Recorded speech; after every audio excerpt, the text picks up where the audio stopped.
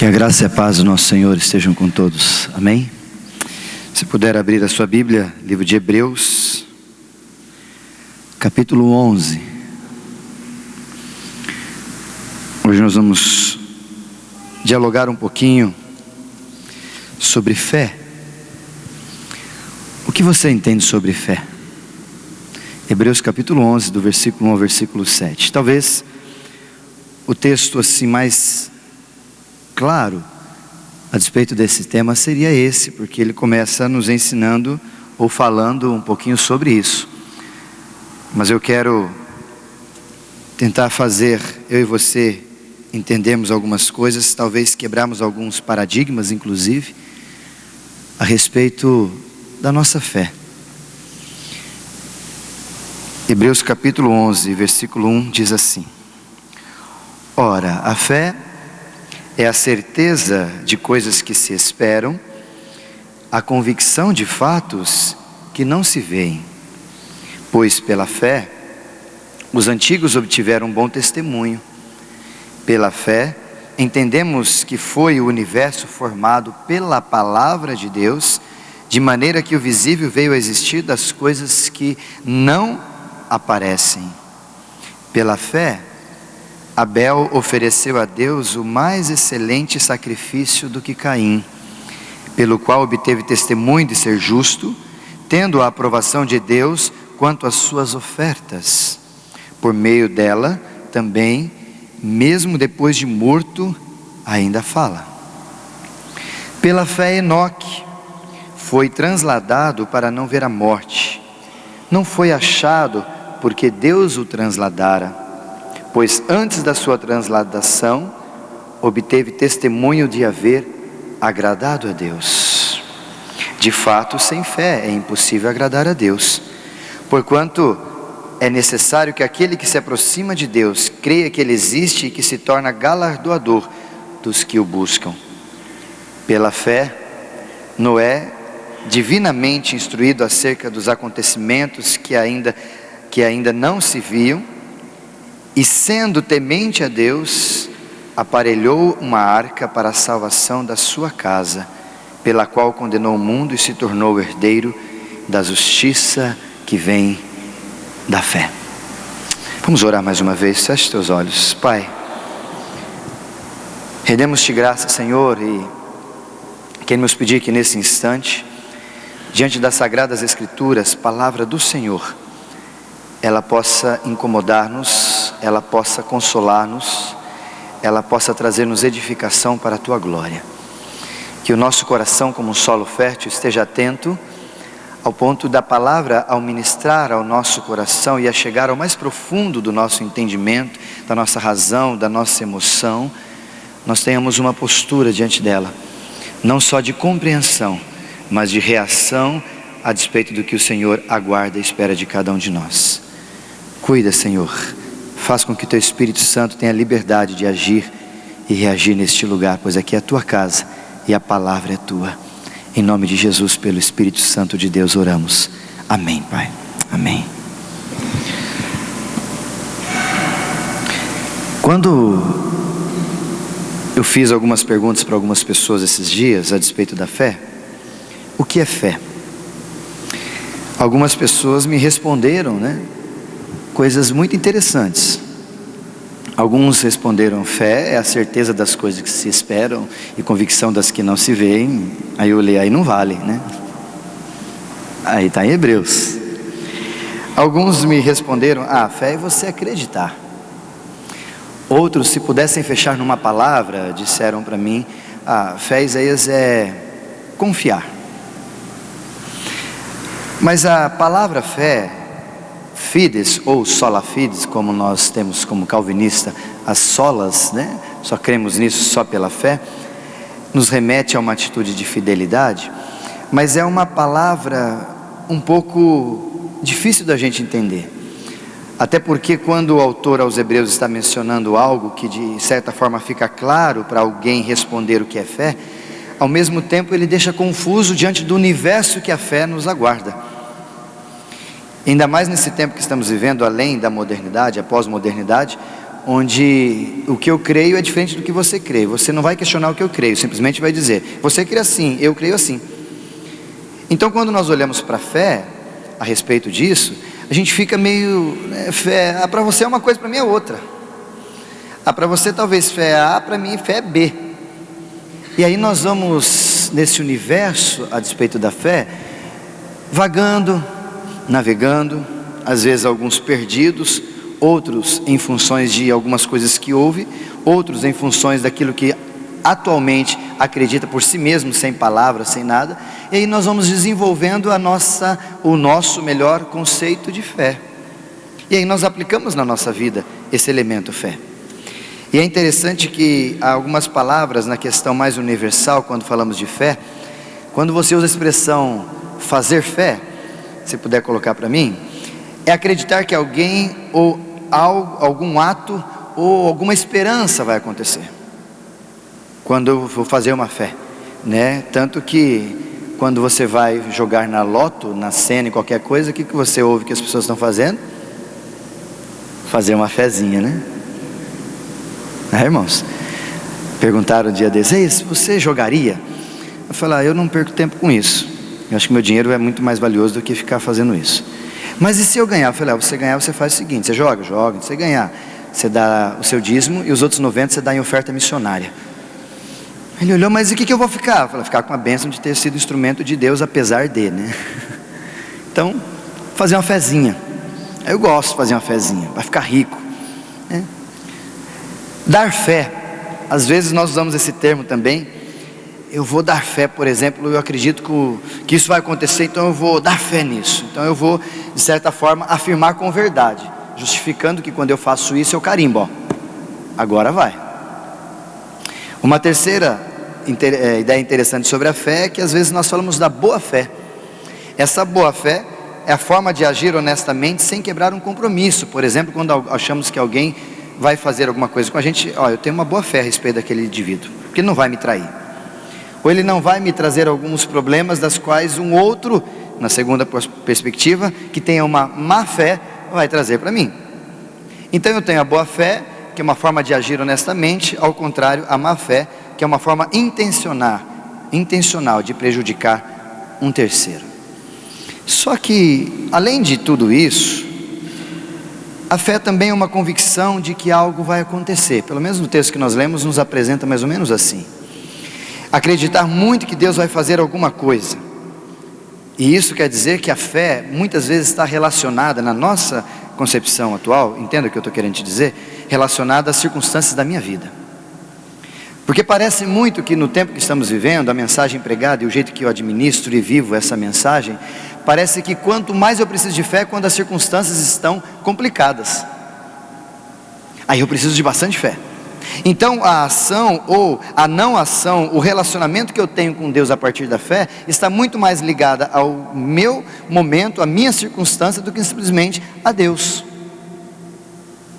Porque se eu estou precisando definitivamente, eu tenho que aumentar a fé. E aí eu entendo que aumentar a minha fé é eu orar mais, é eu vir mais à igreja, é eu ser mais devoto, é viver espiritualmente mais assíduo. E aí eu vou aumentando porque aquele momento eu preciso. É um exame, é umas circunstâncias complicadas, é um emprego que eu estou precisando, é uma crise. E aí nós enfatizamos e nos utilizamos desse elemento.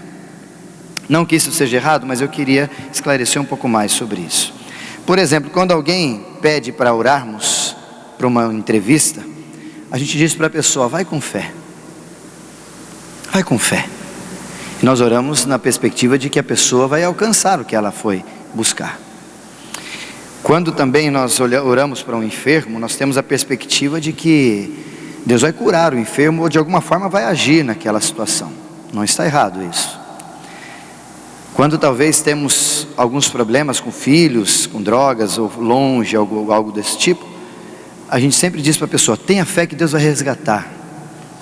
A fé parece nesse momento, nesse instante de diálogo, uma expectativa ou uma esperança ou um mecanismo da qual eu tento lançar para o indivíduo que está passando por uma situação difícil a certeza de que Deus vai fazer o que ele está pedindo.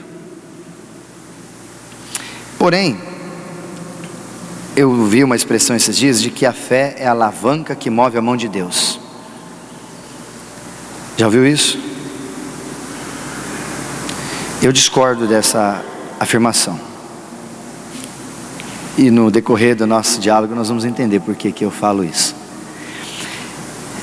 Se não deu certo, se o emprego não apareceu, não deu certo, se o enfermo não foi curado, não deu certo, qualquer outro mecanismo que não foi atendido por aquilo que eu estava esperando e empenhei minha fé nisso, nós nos frustramos. E talvez uma coisa que eu ouvi uma pessoa dizendo, que eu achei isso terrivelmente equivocado, quando a pessoa disse assim: faltou oração.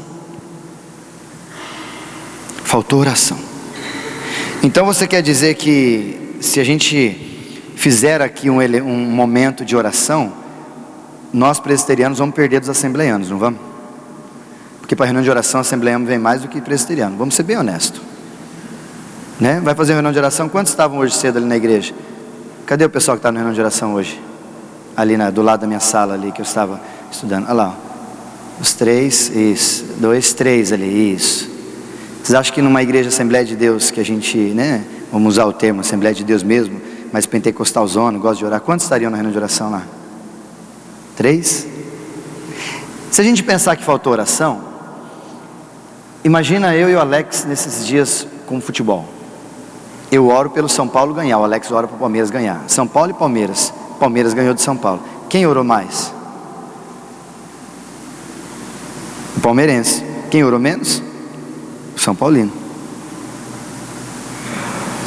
E às vezes nós vamos colocando assim numa questão mais pessoal. Por exemplo, quem que passa no vestibular? Os filhos do que oram mais ou os filhos do que oram menos? Talvez seria o filho que estuda mais, né? E a gente começa a usar esses elementos achando que a oração é um recurso que convence Deus para fazer o que a gente quer. E mais, às vezes nós vamos da oração na expectativa junto da fé, de que quanto mais fé, mais rápido nós convencemos a Deus a fazer o que a gente quer. Você está entendendo o que eu estou dizendo? E isso é complicado, porque isso acaba trazendo alguns equívocos na nossa geração e no jeito que pensamos oração e fé, que são muito claros. E eu queria que você meditasse um pouquinho sobre isso comigo. O primeiro equívoco que isso traz é que traz a ideia de uma prepotência, uma arrogância sem precedentes. Achar que você coloca Deus em movimento. Você sabe o que Deus tem de fazer, que você tem a melhor saída para Deus agir. Você entende que as suas orações são assim às vezes? Senhor, eu vou te dizer o que o Senhor precisa fazer. Senhor, aquela pessoa está precisando, e eu queria que o Senhor fizesse isso. Olha o que a gente faz na oração. Nós passamos um script para Deus dizendo: Senhor, é assim que funciona, deixa eu te mostrar. Talvez caímos até na arrogância de dizer: Senhor, deixa eu te explicar. Ou mais ainda: Senhor, deixa eu te ensinar como é que faz. É assim, o Senhor começa assim, o Senhor transforma a minha esposa, o Senhor muda o coração dela, o Senhor faz a atitude dela ser diferente para comigo. E aí nós mostramos o caminho para Deus, como Ele deveria ir e o que Ele deveria fazer. Mapeamos a Deus um caminho das pedras nas nossas orações às vezes. Pensa se não é um equívoco natural no tempo que a gente está presente. Um segundo equívoco que às vezes surge nessa situação é que o fato da gente orar dessa forma sem compreender muito bem a fé, julga e pressupõe a passividade de Deus, na expectativa de que Deus não está fazendo nada, e porque eu orei, então Deus vai começar a agir. Se eu não tivesse orado, estava tudo uma desgraça, estava tudo horrível. Deus esqueceu, Deus está passivo, Deus não fez. Se eu não oro, Deus para. O meu pai trabalha, segundo o próprio Jesus, o Evangelho de João capítulo 5, versículo 40, até então ele anda em constante trabalho. Deus está trabalhando, dependendo da sua oração ou não. Deus está agindo, reagindo, dependendo da sua oração ou não. Deus tem todas as coisas nas suas mãos. Ele tem controle de tudo, independente da sua oração ou não. Só que nós achamos que agora eu orei, as coisas vão mudar. Agora eu orei, Deus vai agir, como se Deus estivesse passivo e aguardando eu orar só. É um equívoco esse problema, porque a gente acha que na minha e na sua mão estão as reações da parte ou a ação da parte de Deus sobre as coisas somente, e não são somente assim. Um terceiro equívoco que fica muito claro também nesse momento de oração e fé, nesse embrenho todo, é que às vezes também esse equívoco traz a ideia de que se pressupõe que o nosso coração está mais interessado do que Deus na realidade atual. Quando nós às vezes até querendo convencer ou comover Deus: Senhor, o Senhor não está vendo a situação do Brasil? Não estou vendo, eu estou cuidando da Europa, esqueci de você, desculpa. Senhor, olha meu filho, o Senhor não está vendo que ele está morrendo? Não estou vendo, desculpa, eu estava distraído com o seu vizinho, esqueci do seu.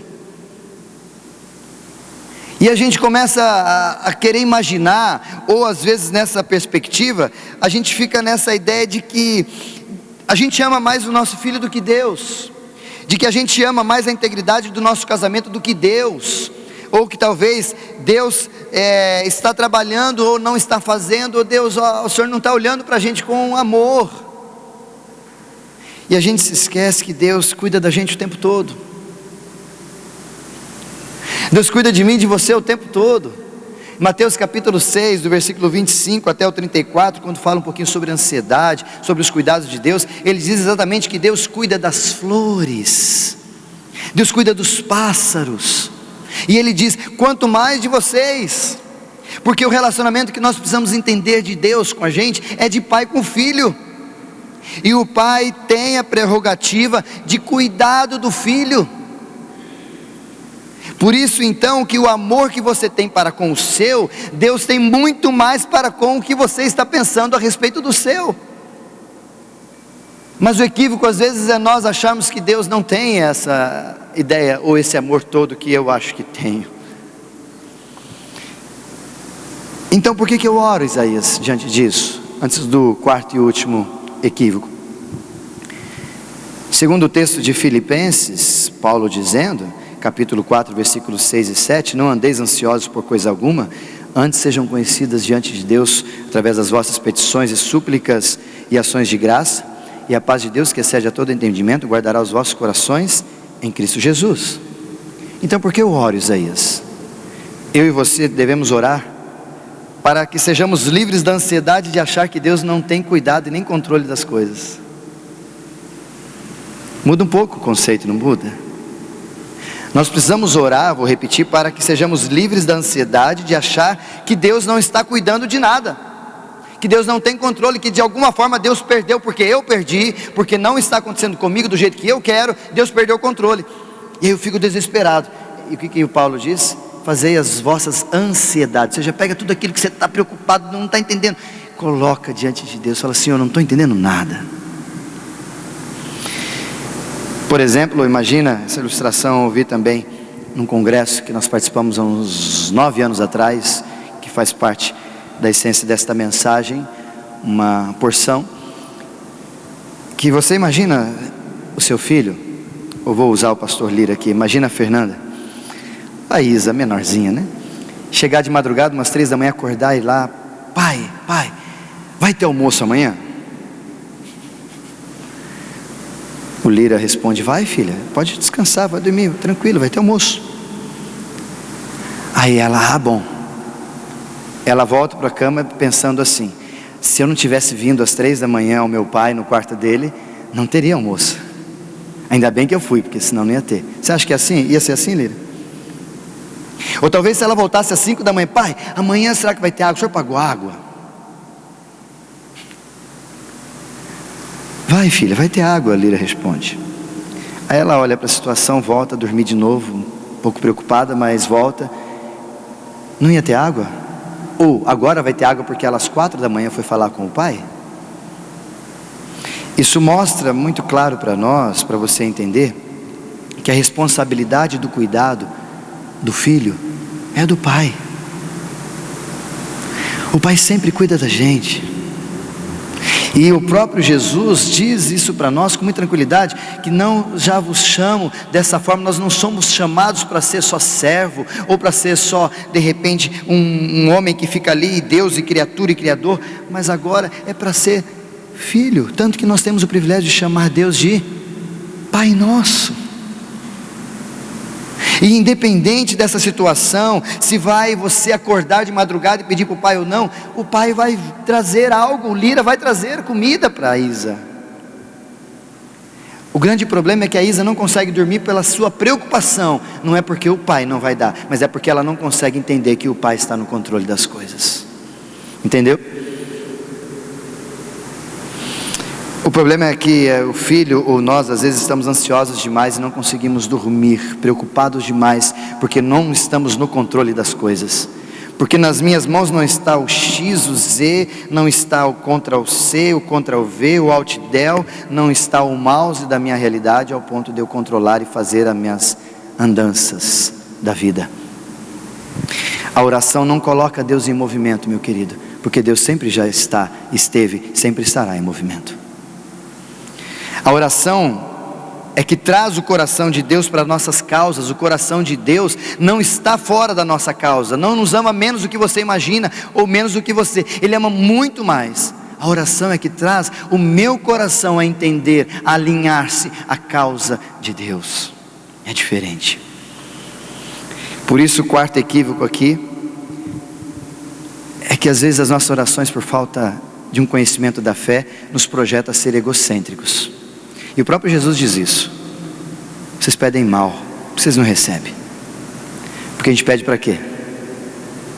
Para gozar em si mesmo, ou para gozar sozinho das suas bênçãos. E esse equívoco às vezes surge porque nós desejamos que os nossos desejos fossem atendidos. Como eu falei do time do Palmeiras, do São Paulo, eu quero que o meu São Paulo atenda. Mas espera aí, mas o Alex está precisando que o time dele atenda, porque o Palmeiras não tem mundial. Eu tenho que olhar para ele. Ah não, mas eu preciso do meu.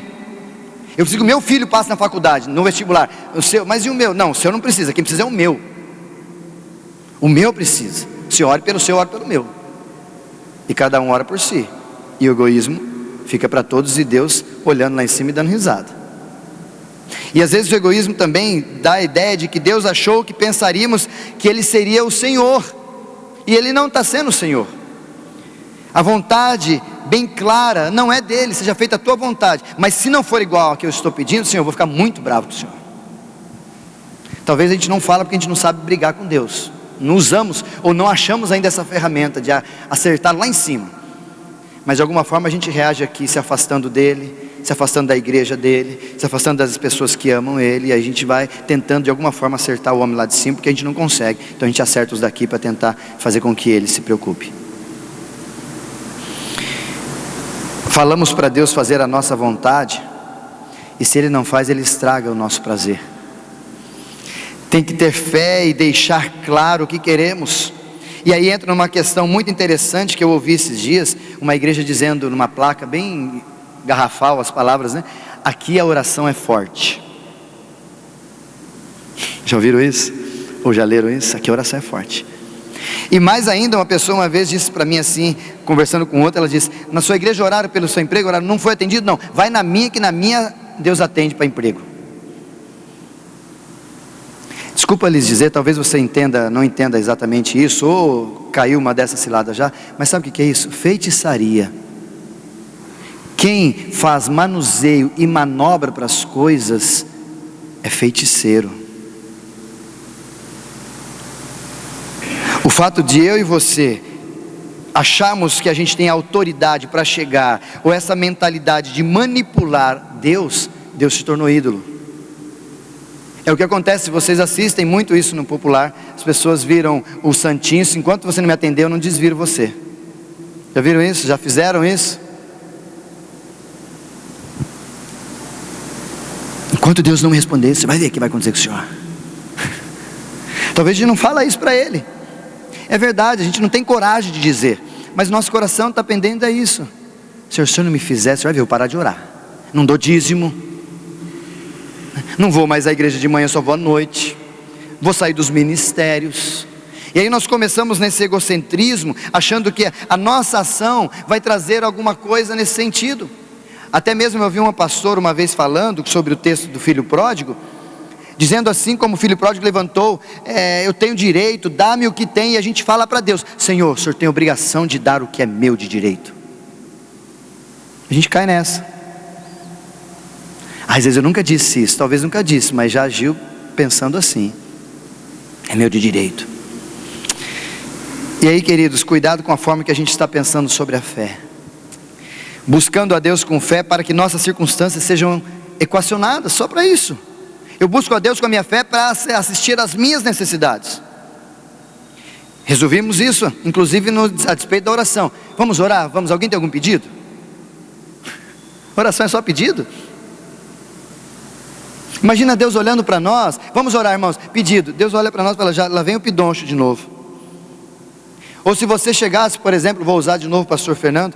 A Fernanda chega em casa: pai, eu precisava de 10 reais. Tá bom, filha, tá? Não fala mais nada. No outro dia, ou 2 dias depois, a Fernanda vem de novo: pai, eu precisava de mais 10 reais. Beleza. Passou algumas vezes, a Fernanda vai chegar perto do Lírio e ele já sei o que você quer. O que, pai? 10 reais. Ah, o senhor está ficando esperto. Mas ele tem uma outra filha, a Isa, que chega: pai, oi pai, tudo bem? O que você precisa? Não, só vim ficar aqui com o senhor. No outro dia, vem a Isa de novo: oi filha, tudo bem? E aí, o que houve? Não, eu vim aqui conversar contigo.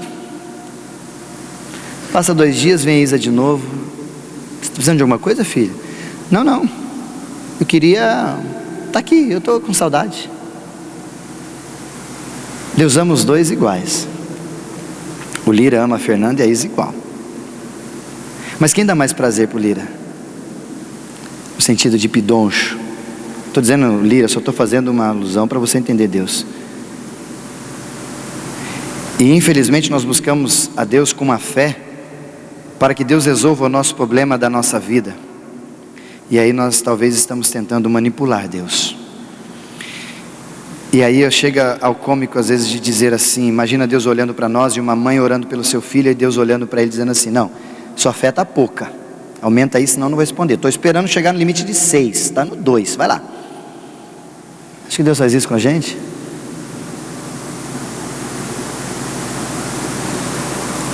Fé é muito mais profundo do que isso. Fé não é para que Deus faça e para que eu me conforme aquilo de Deus para mim, que Ele se conforme comigo. Mas fé está mais ligado a eu me conformar com o que Deus está fazendo. Fé é para que eu possa fazer segundo o que Deus já fez por mim, e haja compreensão na minha vida, no presente, daquilo que Deus já fez. Fé não move a mão de Deus. Fé é a consciência que se forma em minha vida do que Ele já fez, e reproduzindo isso em mim, pela fé eu vou reagir.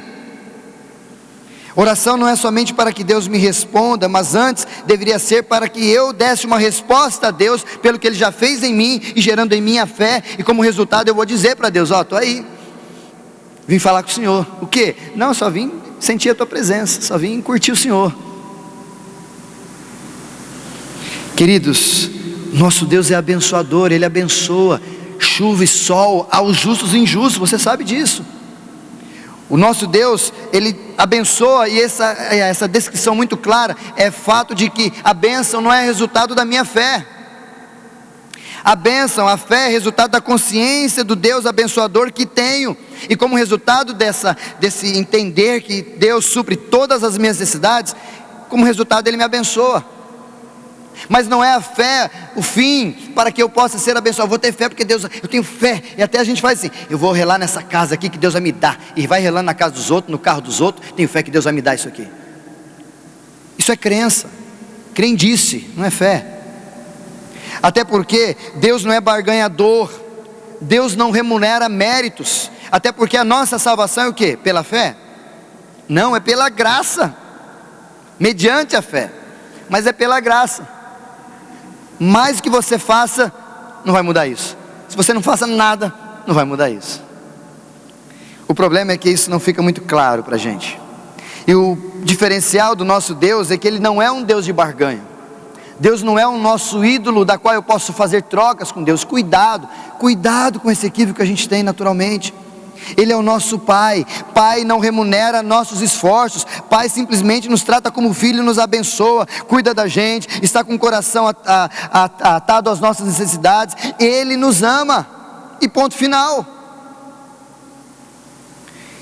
E aí a gente pensa e fala, Isaías, mas o que tem todo esse texto? E eu vou concluir a respeito do texto que nós falamos. O que tem a ver esses 3 elementos que eu queria colocar para você: Abel, Enoque e Noé, sobre fé? Primeiro, eles tinham algo em comum muito interessante. Eles viram e esperaram agir de Deus. Eles estavam sempre pensando no que Deus queria. Faz a associação: Abel, Enoque e Noé. Nada se relacionava ao seu próprio projeto de vida. Não eram devotos como resultado dos seus conflitos pessoais. Eu não orava só porque está pegando as coisas. Não, sou devoto a Deus porque Ele é Deus e eu sou eu. Eram homens devotos a Deus em fé, rendidos a Deus e somente a Deus. E para mim a fé se exemplifica nesses 3 elementos de forma muito simples. Primeiro, Abel. Quero trazer aqui essa ideia de Abel como entrega. Fé tem a ver com entrega.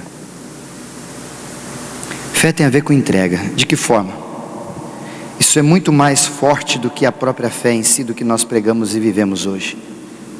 Nós precisamos entregar a nossa vida, presente, passado e futuro, para Jesus. Isso é fé. É entregar. Fé é você entender o Salmo 37, versículo 5, entrega o teu caminho ao Senhor e confia nele.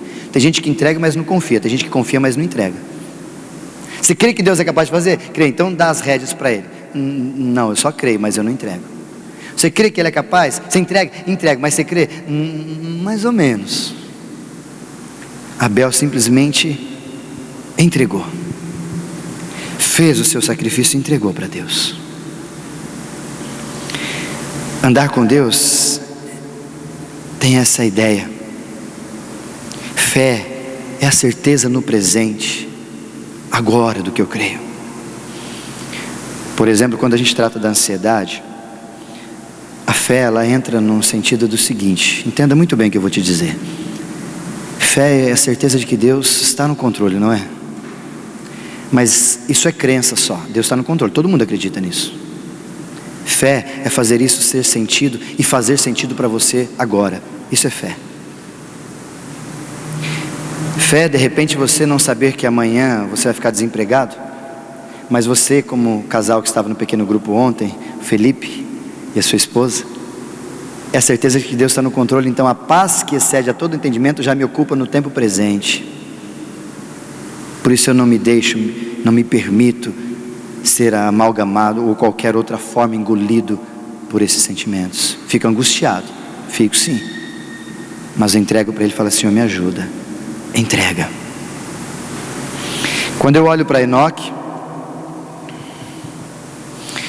eu olho para ele e vejo uma coisa bem interessante. O que Enoque fez? Você sabe o que Enoque fez? Milagre que ele fez? Sacrifício que ele fez? Não diz nada. Enoque não fez nada. Foi transladado, não viu a morte, andou com Deus, numa outra versão. E eu tenho associação com a fé, de que fé não está rolado a confiança, está rolado a conhecimento primeiro, para depois gerar confiança. Se você perguntar para a filha do Fernando Lira, ela está numa piscina e eu ali, talvez desconhecido dela, pula aqui, ela fala: não te conheço, não é? Aí aparece o papai no meio da piscina: pula aqui, filha. Ah, é meu pai, eu conheço. Ela se lança, ela confia. E a gente inverte, a gente quer confiar por causa da fé, mas não quer conhecer, sendo que a essência da fé é confiança, é conhecimento e não confiança. E Enoque aqui andou com Deus, ele não fez nada, porque simplesmente o que ele queria era estar com Deus, era andar com Deus, era ser com Deus ali, era a presença de Deus comigo e eu com ele, só isso. Eu quero andar com Deus, eu quero ouvir Deus. Andar tem a proposta de conhecer. Ele não é um meio para os fins, mas andar com Deus é um fim em si mesmo. Só andar com Ele já é suficiente. Enoque, você vai ganhar andando comigo? Nada, não preciso de nada. Eu só quero andar contigo, só quero te conhecer e prosseguir em te conhecer. Se eu te der uma folha, entenda bem, Deus está aqui na frente, e eu dei uma folha para cada um de vocês, um anjo melhor, vou usar uma coisa mais, celestial. Um anjo der uma folha, uma caneta, e disser para a gente, assim, vocês têm 10 minutos para conversar com Deus. Tá a folha, tá a caneta aí, fique à disposição, anota. Deixa eu te perguntar, quando a gente chegar, ou quando você chegar, ou quando a maioria de nós chegarmos diante de Deus, a nossa folha vai estar em branco ou vai estar cheia de um monte de coisa que eu preciso, na fila, nossa, eu preciso lembrar disso para perguntar para Deus, como é que vai estar a nossa folha, cheia ou vazia? Cheia é crença, vazia é fé. Porque os únicos 10 minutos que eu tenho, que Deus vai falar comigo, eu vou parar lá e vou catar a folha em branco e a caneta e falar, Senhor, e aí, o que o Senhor quer? Pode falar, estou aqui te ouvindo, eu só quero te conhecer, fala do que tu és para mim. Mas no tempo de hoje a gente passa 10 minutos falando do que nós queremos, desejamos, pensando, ensinando, instruindo, e aí quando bate o sino, próximo, Deus fala, você não quer me conhecer, você quer o que eu quero te dar, ou o que eu posso te dar. E por último, Noé, para mim é a ideia da obediência, exatamente da fé, sem entender nada. Não tinha chuva, faz uma arca. É o elemento mais interessante e diferente a respeito da fé, porque a fé nada mais é também do que a gente obedecer, viver isso no tempo presente, sem entender nada. Não vai chover, nunca choveu, o que vai acontecer? Não sei, mas Deus mandou e eu vou obedecer, eu vou servir a Jesus. E Noé, ele traz para nós a ideia da obediência diante da vontade de Deus, obedecer sem mesmo entender, por isso que eu sirvo. Mas aí não está claro, não tem problema, se Jesus está mandando eu vou fazer. Fé como resultado prático na vida presente, tem que nos levar a servir, a fazer alguma coisa para fora, a levar o que nós vivemos, cremos, como testemunho para alguém lá fora, ser fortalecido e abençoado, como nós fomos um dia abençoados, e aí nos tornamos abençoadores. Por isso eu concluo, diante de Deus eu gostaria que você tivesse essa postura de fé, nas suas orações. Chegue diante de Deus como Abel, para entregar tudo isso, isso é fé. Chegue diante de Deus, ou fique na presença de Deus como Enoque, sem nada desejar, a não ser a presença dEle. Isso é fé, suficiente. Somos despedidos como Noé, para sair e pôr em prática a nossa fé, servindo a um Deus que já nos abençoou. Ora, sem fé é impossível agradar a Deus, porque é necessário que aquele que se aproxima de Deus crê que Ele existe e que Deus é galardoador dos que o buscam. Isso é fé. Viva como a fé de Abel, entregando, como a fé de Enoque, conhecendo, e então como a fé de Noé, servindo a Deus.